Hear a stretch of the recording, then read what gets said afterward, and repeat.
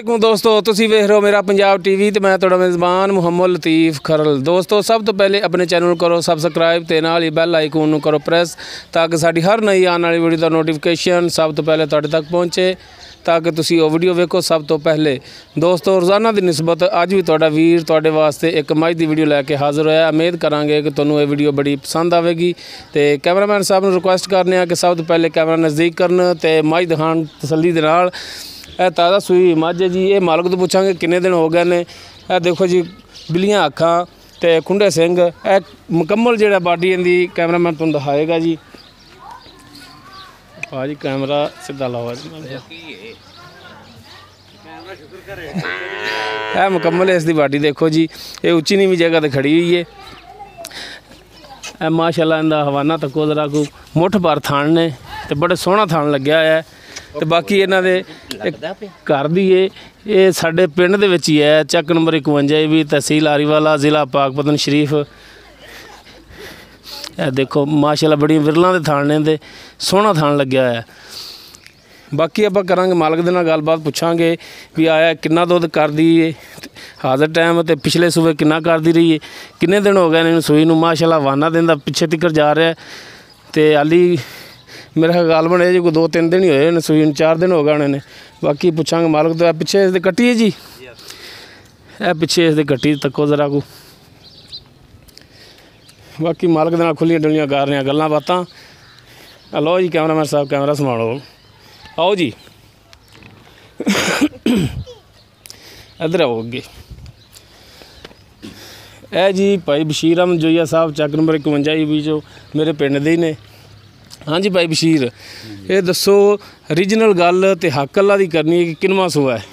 तीसरा सूआ है।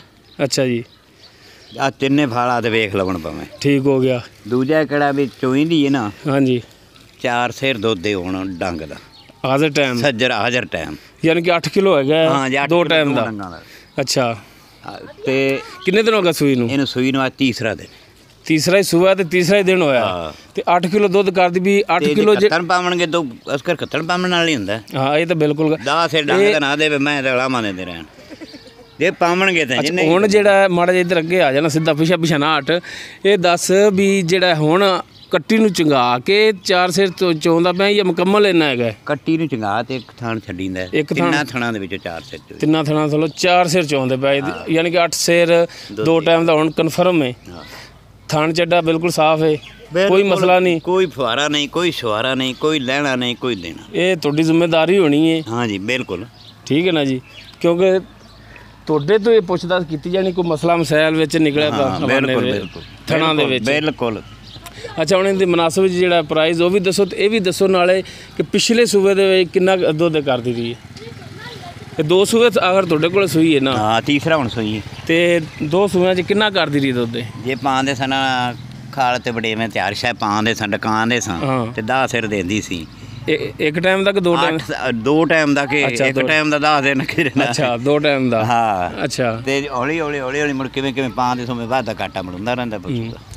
ठीक हो गया। अच्छा हुण इहदी मुनासिब जी जिहड़ी प्राइस वो दसो तुसी हुण ये भी सोच के दसना है कि हुण सावन आ गया हुण सुबह आम हुंदा जांदा ते दूर दूर ना हो माड़ा कैमरे के सामने रहो अखां कोड़ियां करके ना वेखो। सावन आ गया तो रेट मुनासिब हुण करना है यार। सावन आ गया तो दुध तो उवें ही टक्करदा पिया हुण सुबह आम हो जांदा ना इन्हां दिनां च गल आ दुध तो उही देना उन्होंने। अच्छा हुण इहदा दसो रेट? इहदा असीं 2.5 लाख मंगने 2.5 लाख मंगदे जी। एक वाधा घाटा भी हो सकदा। हाँ वो मंगदे ही जे तुसीं बाकी कमी पेशी रेट दे विच करोगे हुणे करोगे कि बाद च करोगे? नहीं बाद च करांगे कि कदों नेड़े होए तुसीं कि घोड़ी कर। अच्छा चलो ठीक है नहीं बंदे वैसे चंगे तुसीं माड़े नहीं हैगे जी क्योंकि साडे ते पिंड दे वसू थोड़ी।